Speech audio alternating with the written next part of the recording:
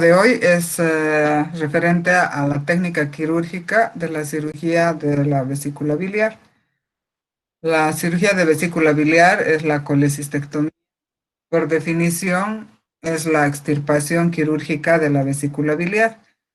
Esta se realiza en casos de litiasis vesicular, tumores de vesícula o trauma de vesícula. Así como tiene indicaciones, sus contraindicaciones pueden ser absolutas o relativas. Las contraindicaciones absolutas son el desconocimiento de la técnica quirúrgica y la negación del paciente a someterse a un procedimiento quirúrgico. Luego, en casos de colecistectomía laparoscópica, la intolerancia a los procedimientos con anestesia general, coagulopatías refractarias o cáncer avanzado de vesícula. Dentro de las contraindicaciones relativas podemos mencionar cirugías previas en abdomen superior, colangitis, peritonitis generalizada, enfermedades sistémicas como la cirrosis hepática, hipertensión arterial sistema o enfermedad pulmonar obstructiva crónica, las fístulas colecistoentéricas, obesidad mórbida y el embarazo. Nos vamos a referir a los diferentes tipos de colecistectomías, entre los cuales podemos mencionar la colecistectomía convencional o abierta, la laparoscópica o cerrada o mínimamente invasiva, la colecistectomía a través de silk o silks, la colecistectomía por Notes y la colecistectomía robótica. Ya nos vamos a referir a estas.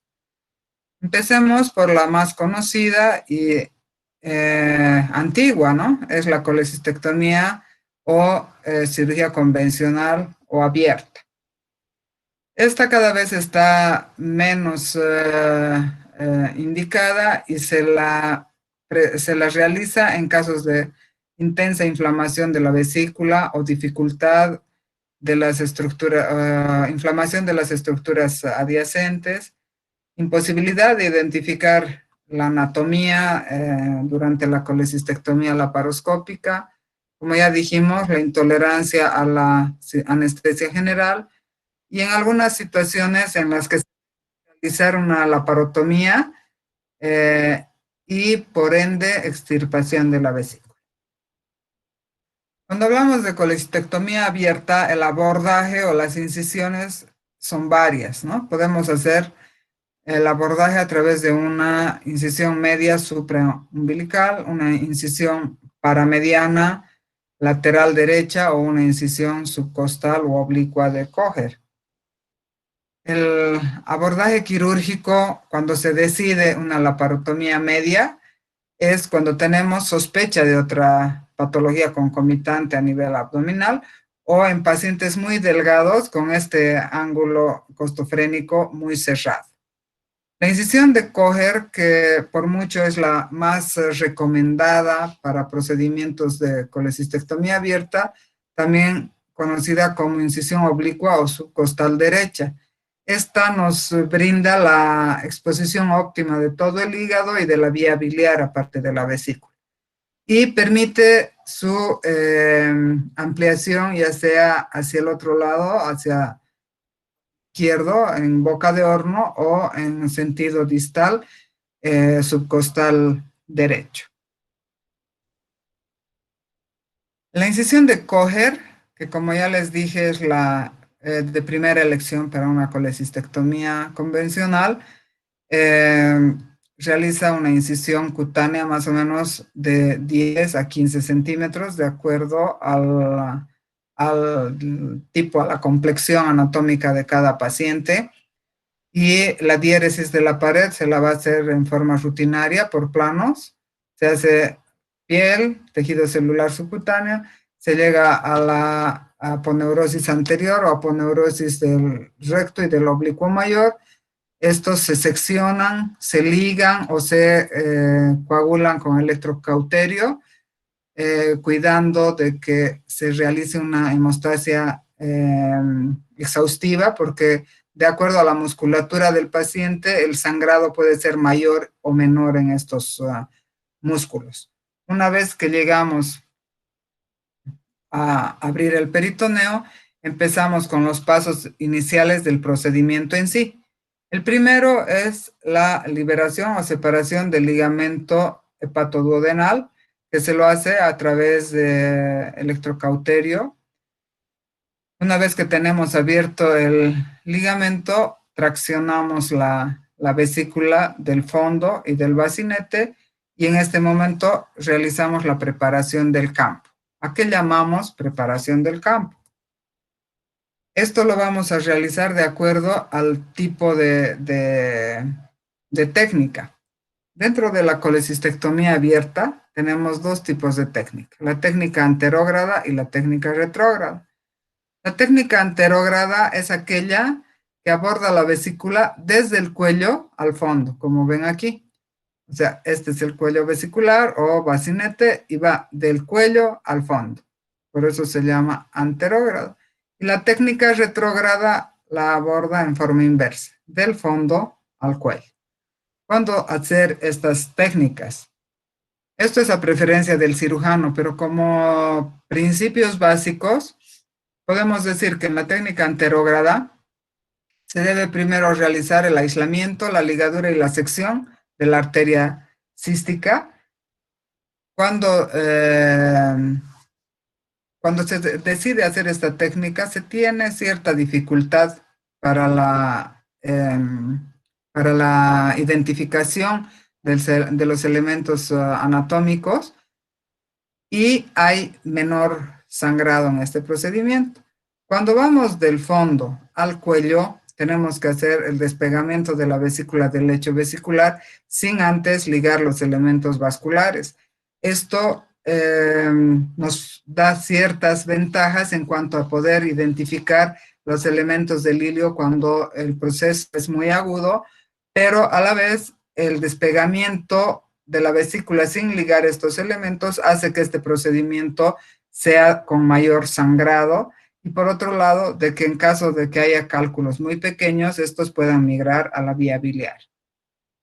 Entonces, vamos a describir un poquito lo que son estas técnicas. En la técnica anterógrada, vamos a realizar la exposición de la vesícula traccionando esta con una pinza de anillos o una pinza Fester del fondo y una pinza auxiliar de las mismas características a nivel de la bolsa de Harman. Esto nos va a permitir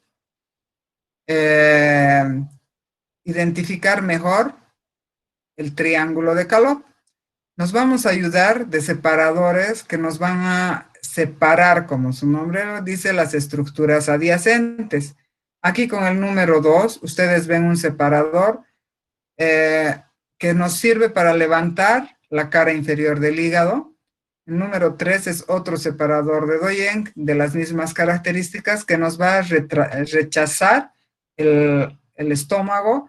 Y con el número 4 tenemos otro separador o valva que va a hacer que el duodeno y el colon transverso sean rechazados en sentido caudal y hacia la línea media. Con esto el campo va a quedarnos libre y con mejor visibilidad. Muy bien, entonces como habíamos dicho, la técnica anterógrada separa la vesícula de su lecho desde el fondo hacia el cuello. Una vez liberada, se observa el líquido el lecho vesicular, de que no haya puntos sangrantes o algunos conductos biliares aberrantes. Hasta este momento no debemos todavía proceder a ninguna maniobra a nivel del triángulo hasta no identificar adecuadamente los elementos. Entonces, vemos la arteria cística, el conducto cístico que sale del cuello vesicular hasta hacer unión con la vía biliar principal o coledo. Como les decía, muchas veces es necesario ayudarnos de una pinza extra para traccionar la bolsa de Harman o infundíbulo y de esta manera tener una mejor visión de los elementos que vamos a seccionar. Una vez que tenemos identificada la anatomía, procedemos a clampear en forma proximal y distal la arteria cística, la misma que vamos a proceder a ligar con ligadura no absorbible 2 o 3 ceros. Con la ligadura de la arteria ya tenemos mayor facilidad para seguir el trayecto del conducto cístico, que siempre lo debemos hacer a partir del cuello vesicular para no vernos ante la posibilidad de que sea alguna malformación anatómica y nos encontremos con la vía biliar principal. Generalmente, cuando se hace esta técnica, debemos ayudarnos con una pinza hemostática o una ligadura provisional que se deben colocar en el cuello de la vesícula para evitar la migración de cálculos pequeños hacia la vía biliar principal. En caso de que nosotros encontremos cálculos en el conducto cístico o en el infundíbulo, en forma digital debemos tratar de migrar hacia la vesícula estos cálculos y recién proceder a su ligadura. En la técnica retrógrada, el procedimiento es inverso. Debemos proceder inicialmente exponiendo todo lo que es el infundíbulo y los elementos del triángulo de Calot. Esto se logra haciendo una pequeña incisión y abordaje de la hoja peritoneal, y esto nos va a permitir la exposición adecuada tanto de la arteria cística, muchas veces de la hepática derecha, del conducto cístico y de la vía biliar. Una vez que identificamos estos elementos anatómicos, procedemos de la misma manera. Una ligadura en el infundíbulo vesicular para evitar la migración de cálculos y posteriormente la ligadura, identificación, pinzamiento y ligadura de la arteria cística. Una vez ligada, este cístico se va a extender, nos va a permitir ver cuál es su longitud, nos va a permitir tocar con mayor seguridad para ver si no contiene cálculos y posteriormente realizar la ligadura. En el adjunto de aquí podemos ver la necesidad de hacer una colangiografía transoperatoria. Este es un procedimiento radiológico que se lo realiza a través del conducto cístico, una sonda hacia la vía biliar cerca del duodeno, y a través de este se administra medio de contraste. Entonces, cuando se realiza este procedimiento es cuando hay sospecha de que haya litiasis en la vía biliar o litiasis distal al conducto cístico o los conductos de la vía biliar proximal. Se comprueba mediante una imagen radiológica luz de la vía biliar y de los conductos esté indemne y recién se retira este catéter. Este catéter más o menos es un catéter de PVC de 8 a 10 French, que es suficiente como para ingresar a la luz de la vía biliar. Y una vez que se retira, se procede como si no se hubiera hecho el procedimiento. Puede ser con ligadura directa del cístico o a través de un punto transfixiante. Generalmente esto solo se usa en caso de que la base del conducto cístico esté muy inflamada o que sean conductos císticos de diámetro mayor. Entonces aquí estamos viendo el ligamento hepatoduodenal que lo vamos a incidir, y una vez incidido vamos a proceder a la identificación de los elementos del pedículo hepático. Entonces siempre es una condición sine qua non para evitar la lesión de la vía biliar, empezar a buscar estos elementos a partir del infundíbulo vesicular. ¿En qué consiste el determinar o identificar las estructuras anatómicas? Tenemos que tener seguridad de este triángulo. porque una mala identificación de estas estructuras nos va a ocasionar una debacle en la vida posterior del paciente. Entonces, vimos ya en la clase previa que habían muchas variaciones anatómicas en lo que es la vía biliar. Por tanto, una regla que no debemos perder es siempre trabajar próximos a la vesícula.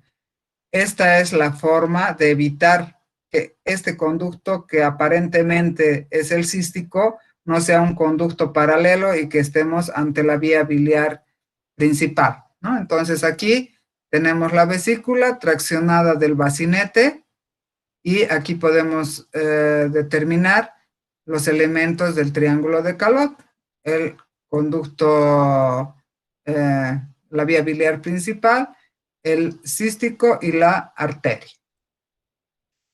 Una vez que hemos tratado los elementos del pedículo, procedemos a la síntesis de la pared, la misma que se va a realizar en sentido inverso también por planos, el peritoneo, la aponeurosis posterior y anterior de los músculos de la pared anterior del abdomen y la piel. Actualmente, a partir del año 1985, se ha empezado con la cirugía laparoscópica o cirugía de invasión mínima. Esta cirugía es, o sea, en realidad el fundamento es el mismo, ¿no? Es la exéresis de la vesícula y lo único que difiere es el abordaje, que en este caso es a través de una visión por una cámara y un laparoscopio. Para esto se necesita un instrumental especial con tijeras, pinzas, disectores, rócares, y el equipo en sí consta de un insuflador, de una cámara, la fuente de luz, el monitor, que son requisitos indispensables para poder realizar este procedimiento. Entonces, como ya dijimos, requiere de un sistema óptico en el cual está una fuente de luz, que debe ser siempre luz fría, porque esta va a estar dentro del abdomen, una fibra óptica que puede ser de 0 grados, de 30 grados y un diámetro que puede ir de 10, 12, 5 y actualmente hasta 3 milímetros de diámetro. La óptica, la cámara de video y el monitor y video grabador. El otro elemento importante es el insuflador y la fuente de CO2.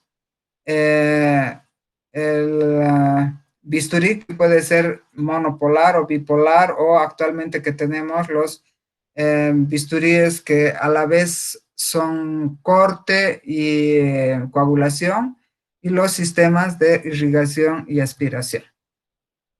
Dentro de lo que es la colecistectomía laparoscópica también tenemos algunas variedades y son las técnicas que son de acuerdo a dos escuelas, ¿no? La técnica francesa, que es la técnica inicial con la que se propugnó la cirugía de vesícula a través de la laparoscopía, y en esta tenemos la posición del paciente en decúbito dorsal con las extremidades inferiores separadas, el miembro superior derecho pegado al cuerpo y el izquierdo separado.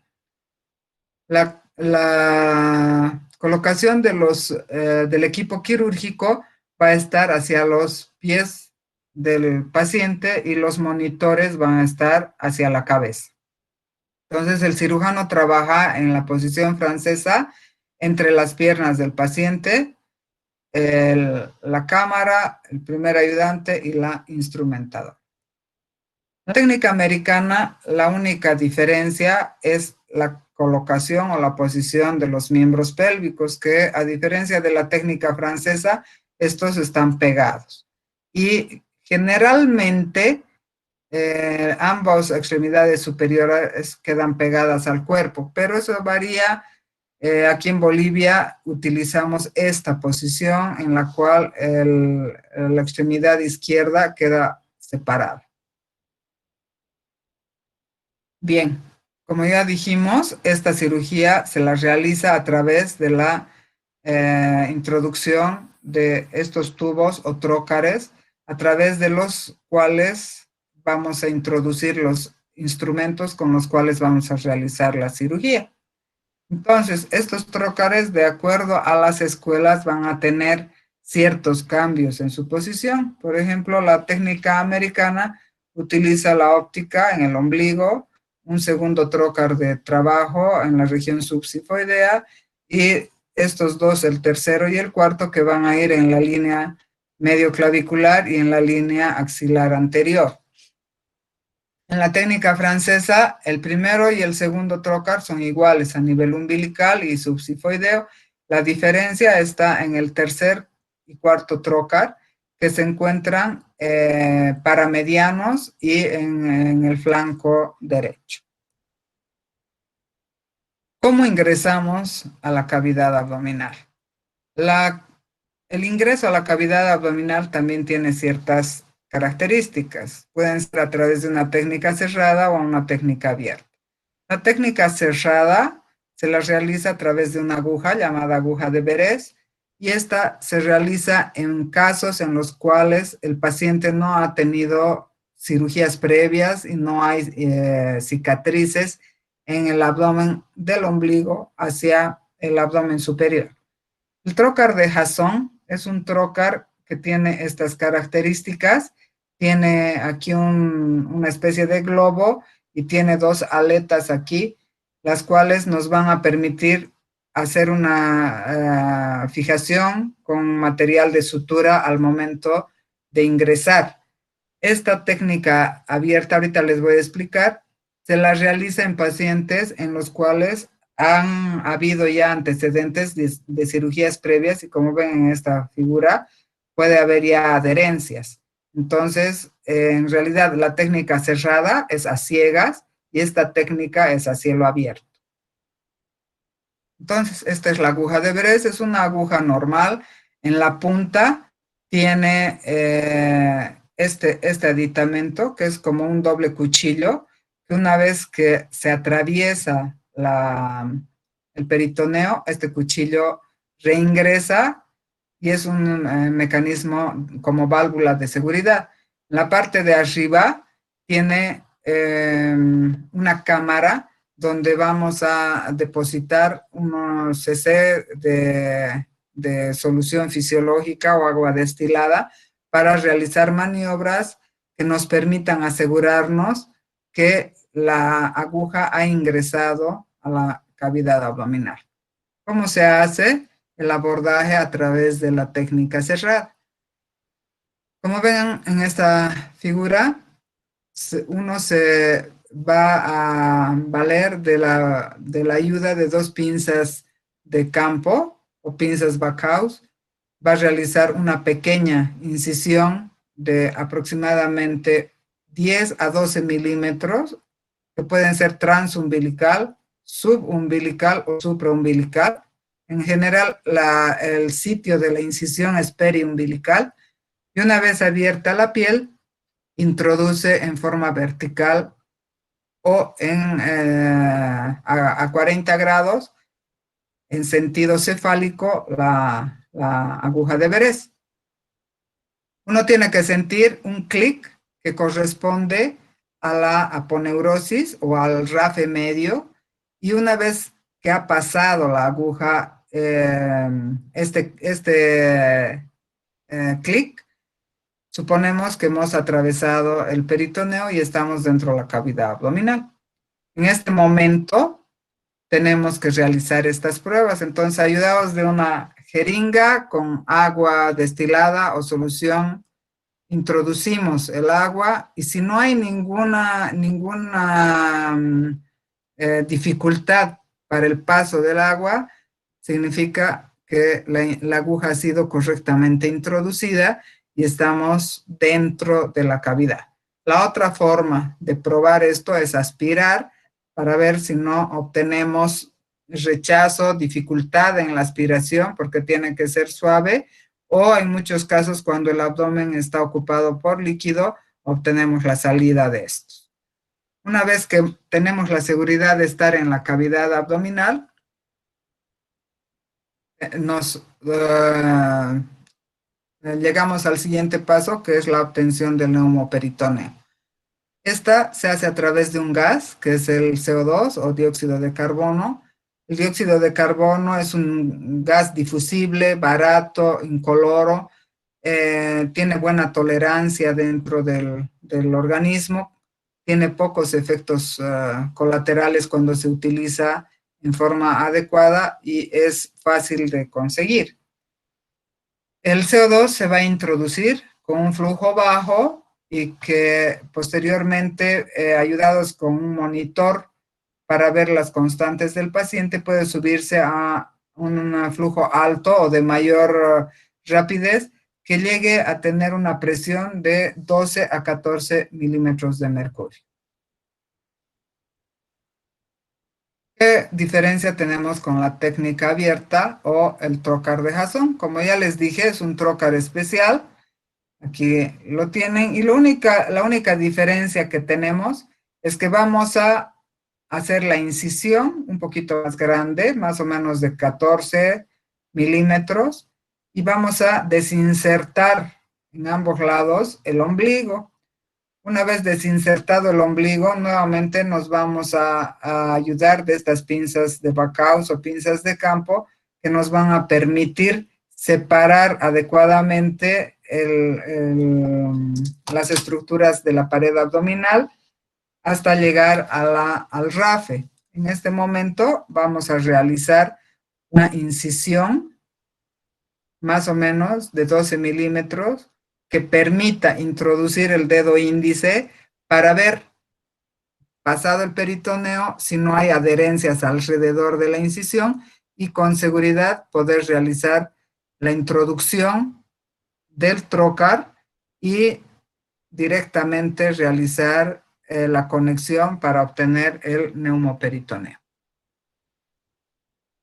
A través de este primer trocar, que como han visto se hace a ciegas, vamos a pasar la óptica que nos va a proyectar las imágenes intraabdominales a través de este monitor. Y una vez que tenemos seguridad de todo esto, ya con el neumoperitoneo que ha llegado a tener una presión de 12 o 14, procedemos bajo visión directa a la colocación de los otros trócares. Como les dije, el segundo trócar a nivel subsifoideo con una incisión transversa de 10 a 12 milímetros. El tercer trócar en la región subcostal, línea medio clavicular de 5 milímetros. Y un cuarto trócar en el flanco, más o menos a 5 centímetros del anterior trócar, también de 5 milímetros. Con estos 4 trócares es como se realiza la técnica clásica. De acuerdo a la curva de aprendizaje y a la pericia del cirujano, este cuarto trócar puede obviarse y la cirugía solamente se realiza con estos 3 trócares, este para la óptica este para la pinza y este es el trócar de trabajo.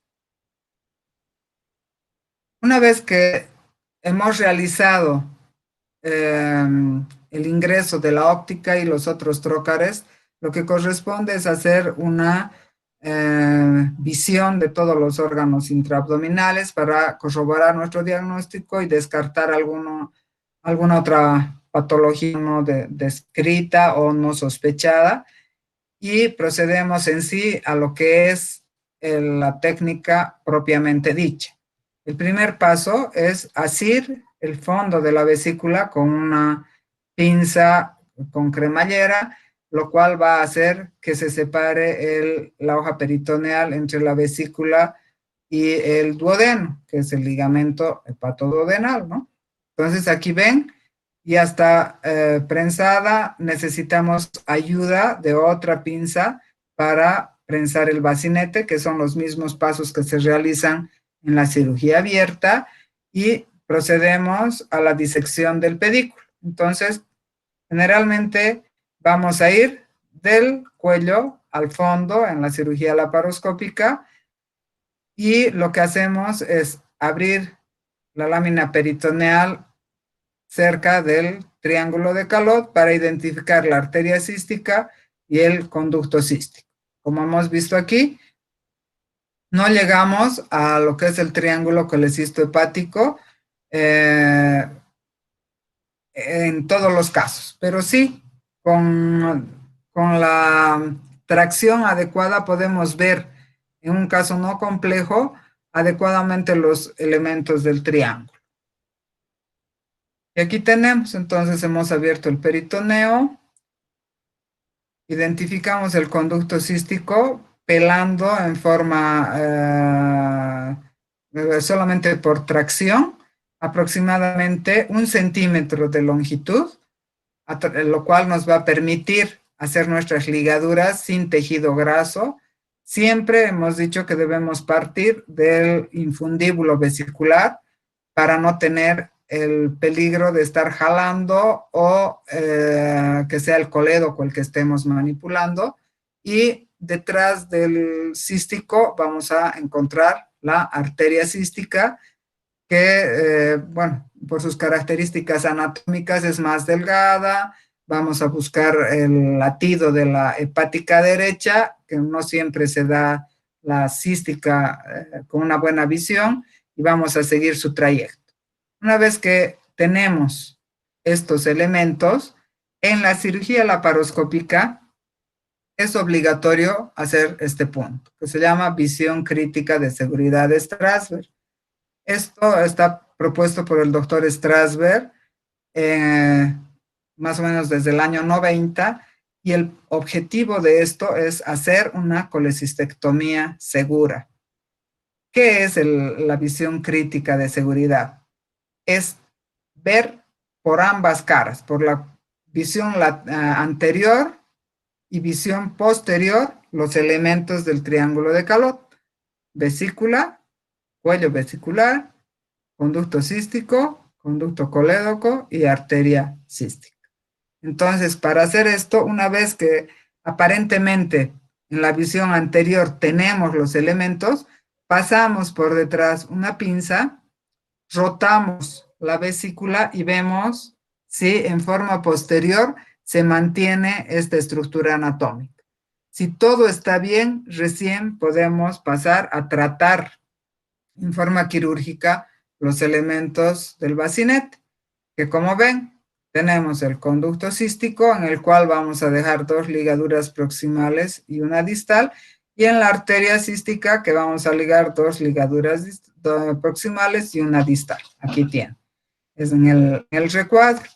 Una vez que se realiza la clipadura o ligadura de ambos elementos, recién se procede a su sección.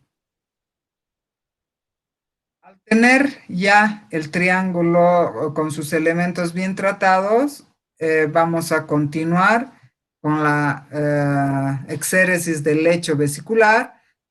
Como en todo procedimiento quirúrgico, la hemostasia, irrigación en caso de que haya habido alguna fuga de sangre o bilis, y la evaluación en cuanto a al uso y colocación de drenajes.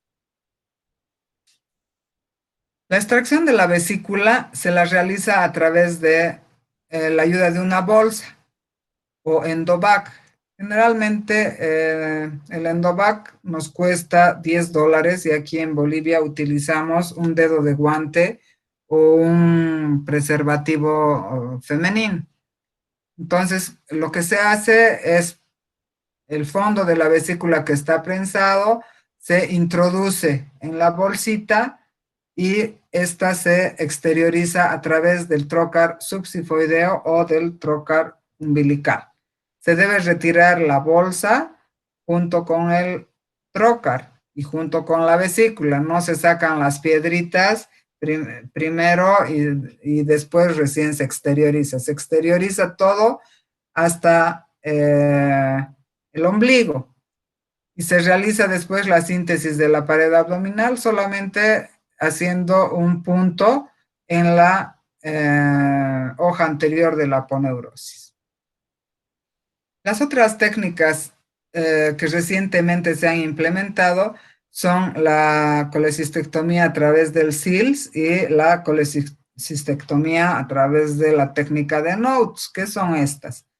La colecistectomía SILS o SILC es la colecistectomía a través de puerto único, esto es por sus siglas en inglés, ¿no? ¿Y cuáles son las diferencias que tenemos? Ambas son mínimamente invasivas. En la técnica SILS, los instrumentos son estos. Es un solo trocar que se introduce a través umbilical, más o menos de 2.5 centímetros, en el cual a través de solamente de este trocar van a ingresar la óptica de 3 o de 5 milímetros y 2 trócares de trabajo. ¿Cuáles son las dificultades? Por la distancia tan corta que existe entre los instrumentos, es difícil una buena triangulación para realizar los movimientos adecuados y seguros dentro de la cavidad abdominal. Hay un escaso margen de movimiento para la cámara, lo cual hace de que el sentido de profundidad no sea el adecuado. Pero se utiliza y el objetivo principal de estas cirugías son estéticos. No hay otra porque solamente con esta técnica la incisión es transumbilical y no se ve. La colecistectomía por Notes es la cirugía transluminal por orificios naturales. ¿Qué significa esto? Es la exéresis de la vesícula a través de orificios naturales. En este caso, el más utilizado es la cavidad uterina. Entonces, a través vaginal se introduce un aditamento por el cual se introducen los trócares y la cámara, se perfora el fondo uterino y se realiza la colecistectomía. Y una técnica que recién está implementándose es la técnica de la colecistectomía robótica. Esta es una técnica exacta porque el robot hace movimientos milimétricos, pero para hacer una técnica robótica en colecistectomía, el procedimiento resulta ser demasiado caro. El robot es el que más se utiliza, es el Da Vinci. Es un robot que cuesta mucho dinero, necesita una curva de aprendizaje y recursos muy cuantiosos. El preparado de la sala quirúrgica preoperatoria toma más o menos 2 horas. Y realmente para este procedimiento en el que se dobla o se triplica el valor de la cirugía, no se justifica. La cirugía robótica está siendo utilizada ampliamente en procedimientos de cirugía mayor, procedimientos vasculares y a nivel de todo el organismo.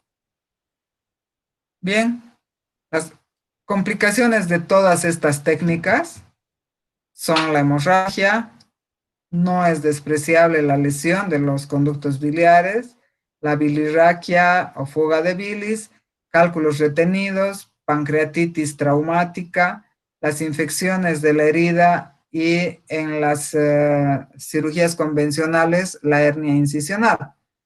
Las complicaciones debidas al neumoperitoneo generalmente son la embolia por dióxido de carbono y los reflejos vagovagales.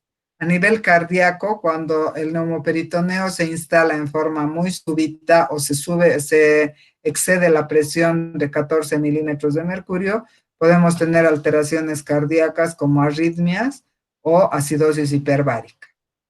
Y las complicaciones relacionadas con los trócares son los sangrados, hematomas, las lesiones de las vísceras huecas o lesiones vasculares.